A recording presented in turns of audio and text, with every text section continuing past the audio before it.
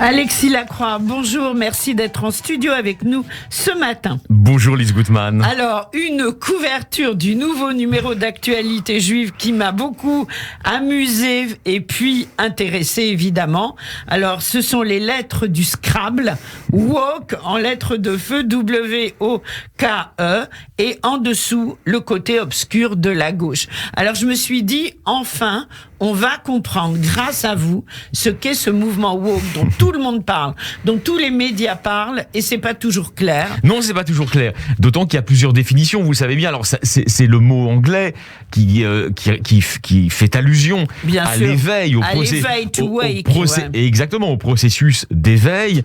Un éveil, donc, culturel, qui est censé permettre à ceux qui le pratiquent de revisiter de manière critique, voire hyper critique, le passé de leur pays, mais plus largement le passé de l'Occident, pour mettre en cause, en quelque sorte, cette domination occidentale de manière systématique dans l'ensemble des champs disciplinaires. Alors, c'est une idéologie en réalité. Exactement. C'est pas simplement une pratique méthodologique dans l'université. Ça vient évidemment des campus américains, mais c'est plus largement une idéologie qui, c'est vrai, aujourd'hui, constitue une arme de séduction massive pour beaucoup de gens de gauche. On peut dire qu'au fond, dans les années 2000, vous vous en souvenez très bien, Lise, il y avait les altermondialistes qui constituaient, voilà. Oui. Aujourd'hui, de facto, ce mouvement de critique de la mondialisation néolibérale a moins de prégnance, pour des raisons qu'on va pas aborder ici, mais sans doute aussi parce que, au fond, une forme de résignation des peuples à cette économie est en marche, et donc les alternatives marchent moins bien. Bien sûr. En revanche, dans le champ culturel, l'idée d'une critique radicale, elle, se porte extrêmement bien. Le problème, du point de vue d'un journal comme Actualité Juive, du point de vue d'une radio comme Radio J, c'est que cette culture woke n'est pas sans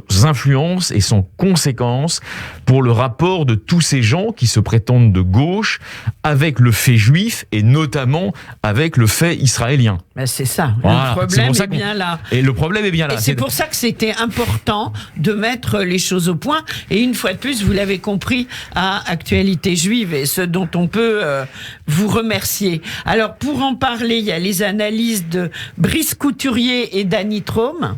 Oui, alors c'est effectivement Danny Trôme, donc lui c'est un historien dont le propos se centre, si vous voulez, sur les formes contemporaines de l'antisémitisme en France. Il tire vraiment la sonnette d'alarme. Quant à Brice Couturier, alors lui il est devenu, dans la presse, c'est un journaliste, éditorialiste, écrivain, il est devenu un des spécialistes de ce phénomène. Il publie un nouveau livre, et lui aussi est très inquiet. Il va même, j'allais dire, plus loin aussi dans le dossier que la dénonciation nécessaire, bien sûr. Du woke.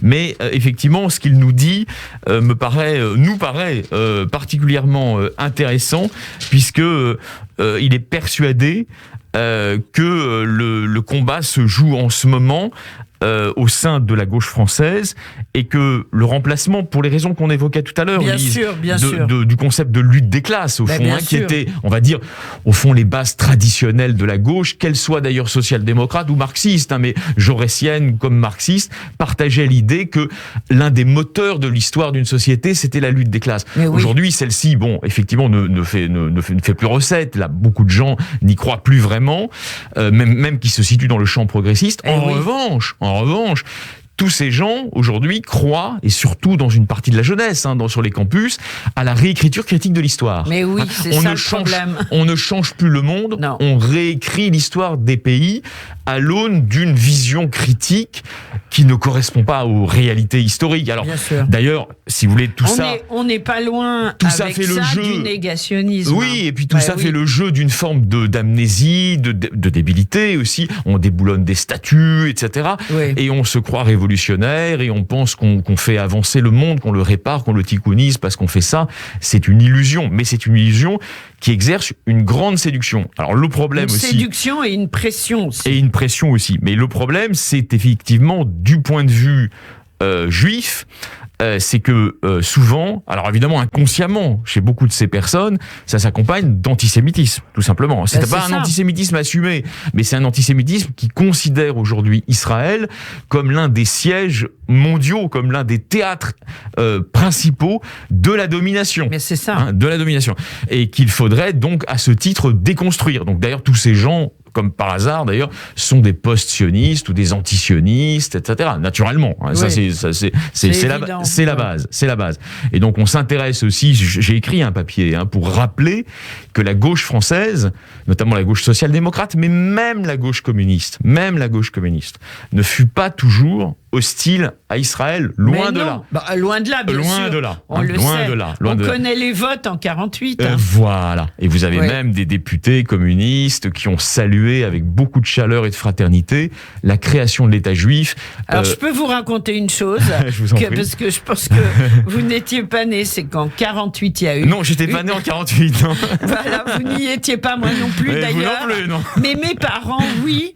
Et les sionistes et les communistes dansaient la hora à la mutualité en mai 48 pour célébrer la naissance de l'État d'Israël. Ouais, c'est merveilleux. C'est après que ça s'est gâté. Alors c'est gâté. D'ailleurs, on le raconte parce qu'on dit la vérité. Il n'y a pas de raison de cacher ce qui s'est passé. Après, il y a eu au début des années 50, pour les communistes français, il y a eu le tournant de Moscou, le tournant stalinien de Moscou, qui a rompu brutalement ses relations diplomatiques avec l'État juif après l'avoir aidé. Après avoir aidé sa naissance, l'avoir porté, entre guillemets, si vous me passez cette expression chrétienne, sur les fonds baptismaux. Qui est pas très communiste, quoi, l'expression. mais voilà. Et donc, il y a eu ce virage. Et après, le Parti communiste, comme tous les partis communistes, d'ailleurs, de l'Occident, l'a suivi, d'où la propagande énorme qui s'est déversée sur Israël en 67, du côté des gaullistes, pour les raisons qu'on connaît, mais du côté aussi des communistes. Mais bien sûr. Il y a une sorte de double tenaille, vous voyez, et qui fait que progressivement, le Parti socialiste, qui n'est pas suspect d'être anti-israélien, il ne l'a jamais été, mais en revanche, a donné plus de poids, plus de crédit à ces thèses-là. On se souvient notamment de la note qui avait beaucoup embarrassé François Hollande à l'époque, qui avait circulé en 2003 de Pascal Boniface. Mais bien sûr, voilà, bien sûr. Et donc ça, c'est très symptomatique de ce tournant idéologique à l'intérieur d'une partie de la gauche française, ce qui ne veut pas dire, bien sûr, faut être là aussi très précis, que les responsables publics socialistes d'aujourd'hui seraient animés par des sentiments hostiles envers Israël. Ça serait injuste de dire ça. Tout à fait, tout à fait. Alors, un numéro donc haut en couleur, comme on le comprend, avec un contenu vraiment important pour mieux comprendre l'actualité d'aujourd'hui, donc woke en gros titre, et puis évidemment, bien sûr, toujours un journal qui lutte, Actualité juive, contre l'injustice.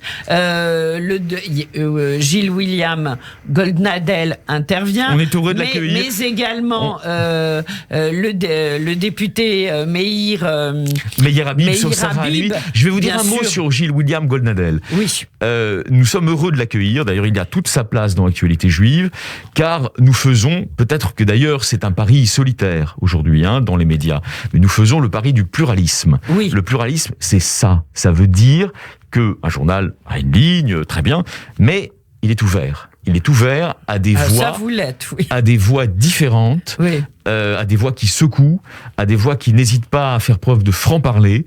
Et l'avocat, le maître Gilles William Goldnadel, fait partie de ces voix indispensables aujourd'hui pour mener les combats juifs et républicains qui nous tiennent à cœur. Et donc, il a toute sa place dans les colonnes d'actualité juive. Bien sûr. Et on le retrouve également, bien sûr, sur Radio J. Je voulais juste redire un mot... C'est aussi pour ça que j'en parle. Bien sûr.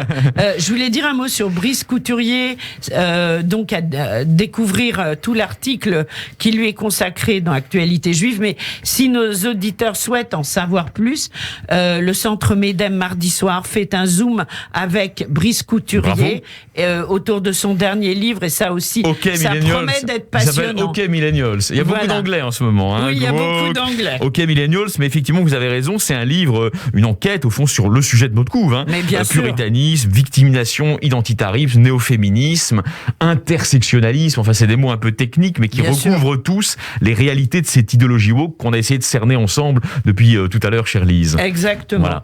Alors, vers un retrait de Benjamin Netanyahou, on veut en savoir plus. Oui, alors il nous reste une minute. Oui, c'est un peu court pour tout expliquer. Mais il y a une procédure judiciaire que l'avocat général Mandelblit a engagée de façon à poursuivre Binyamin Netanyahou sur un certain nombre de chefs d'inculpation. Je n'entre pas dans le détail. Et il y a une négociation actuellement, on ne sait pas si elle aboutira d'ailleurs, que Binyamin Netanyahou, ses avocats, ses conseils ont engagé pour que il soit déchargé des poursuites intentées contre lui en échange de la promesse formelle, solennelle, de son retrait de la vie politique. C'est pour ça qu'on a titré là-dessus. Pour l'instant, c'est un suspense absolu. D'ailleurs, notre correspondante commune, Pascal Zonshine, le suit heure par heure, parce que ça bouge heure par heure, mais on ne sait pas sur quoi ça va déboucher. Tout est possible. On le saura la semaine prochaine. Oui, probablement. Et il y aura forcément des conséquences aussi sur le spectre politique dans sa globalité, et notamment sur le Likoud. Eh bien, tout ça est très passionnant. On s'abonne, actualitéjuive.com, c'est le nouveau numéro. Alexis Lacroix, merci beaucoup d'avoir été Lise. avec nous ce matin. Et rendez-vous la semaine prochaine. Oui, et en studio. Bonne journée, merci.